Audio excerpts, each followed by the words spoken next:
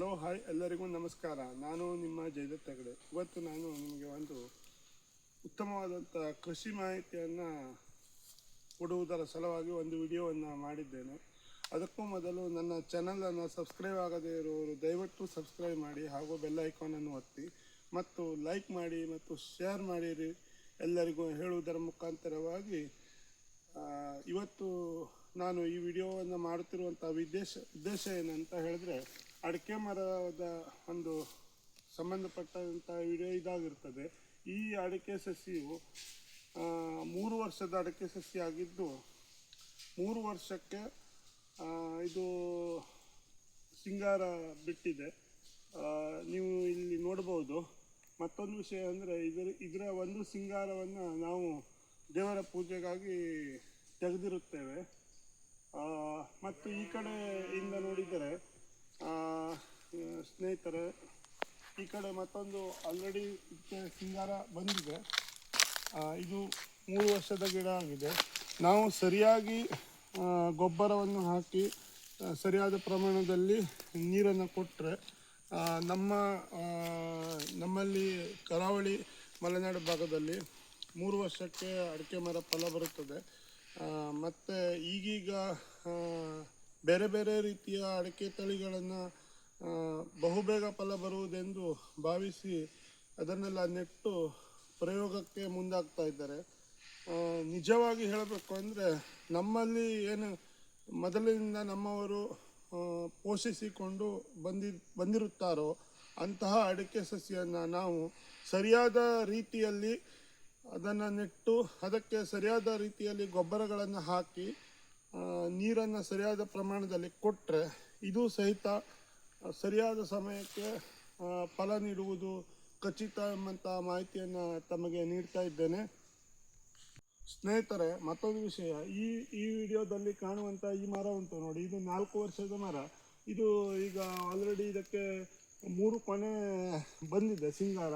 ಮತ್ತೊಂದು ಆಲ್ರೆಡಿ ಪ್ರೊಸೆಸಿಂಗ್ನಲ್ಲಿದೆ, ಅದರ ಒಳಗೆ ಮತ್ತೊಂದು ಉಂಟು.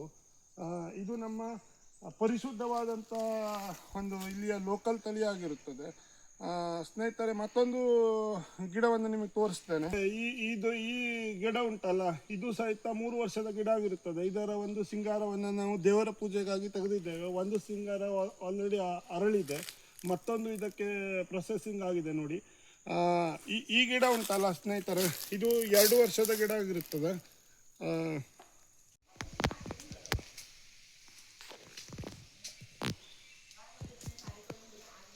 ಸ್ನೇಹಿತರೆ, ಮತ್ತೊಂದು ವಿಷಯ ಅಂದರೆ, ಈಗೀಗ ಆಧುನಿಕತೆಯನ್ನು ಬಳಸುವುದರ ಮುಖಾಂತರವಾಗಿ ವಿವಿಧ ರೀತಿಯ ತಳಿಗಳನ್ನು ಅಭಿವೃದ್ಧಿಗೊಳಿಸಿದಂಥ ಸಸಿಗಳನ್ನು ತಂದು ಎಲ್ಲರೂ ನಾಟಿ ಮಾಡ್ತಿದ್ದಾರೆ.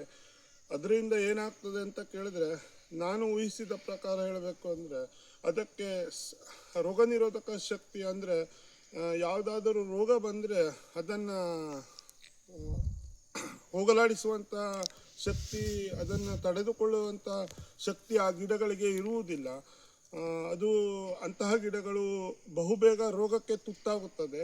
ಆದರೆ ನಮ್ಮ ಈ ಲೋಕಲ್ ಗಿಡ ಯಾವುದೇ ರೀತಿಯ ರೋಗಕ್ಕೆ ಅಷ್ಟು ಬೇಗ ತಲೆಬಾಗುವುದಿಲ್ಲ.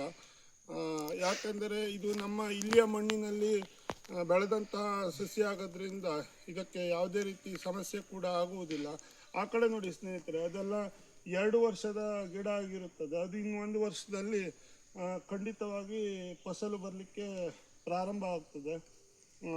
ಮತ್ತೊಂದು ವಿಷಯ ಅಂದರೆ, ನನ್ನ ಪ್ರಕಾರ ನಾವು ನಮ್ಮಲ್ಲಿ ಇರುವಂತಹ ಉತ್ತಮ ತಳಿಯ ಬೀಜವನ್ನು ಆಯ್ಕೆ ಮಾಡಿ ಇಲ್ಲಿಯ ಮಣ್ಣಿಗೆ ಸರಿ ಹೋಗುವಂತೆ ನಾವು ಇಲ್ಲಿಯ ತಳಿಯನ್ನೇ ಅಭಿವೃದ್ಧಿಪಡಿಸಿದರೆ ಉತ್ತಮ ಫಸಲನ್ನು ಕೂಡ ನಾವು ಕಂಡುಕೊಳ್ಳಬಹುದು ಎಂಬಂಥ ಮಾಹಿತಿಯನ್ನು ತಮಗೆ ನೀಡ್ತಾ ಇದ್ದೇನೆ.